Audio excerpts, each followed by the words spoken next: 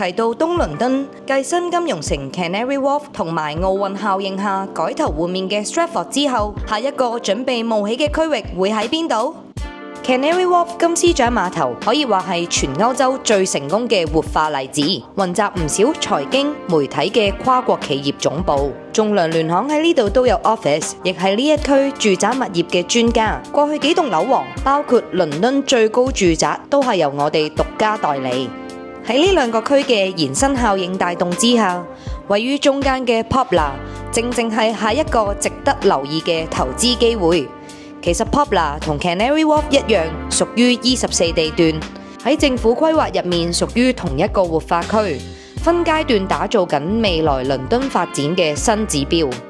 而家 Canary Wharf 核心嘅樓價租金水漲船高，單係舊年租金就升咗5.9%，升幅係全倫敦第二高。而 Poplar 呢一個位就完美解決咗一眾喺 Canary Wharf 返工嘅 Young Professional 嘅痛點。根據仲量聯行研究，喺新嘅混合工作模式底下 ，Work from Home 需求大，所以當地人除咗交通時間，會更加着重屋苑配套夠唔夠。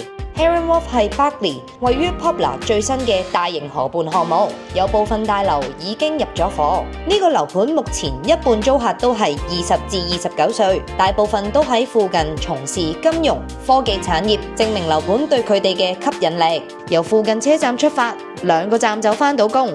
設施方面亦貫徹咗 Berkeley 一向嘅高質素，戶外有大型公園、河畔散步道、會所 The Riverside Club， 有泳池、水療設施、私人影院等等。而家已經有 Sainsbury 超市進駐，未來預計會有更多綠化空間、餐廳同商店。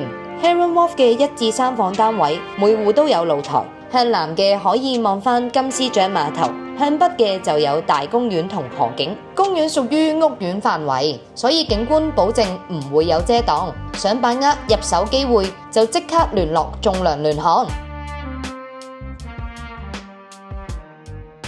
To buy or not to buy off-plan or local properties, assess the risk before you buy. 境外樓花買唔買，計過風險先好買。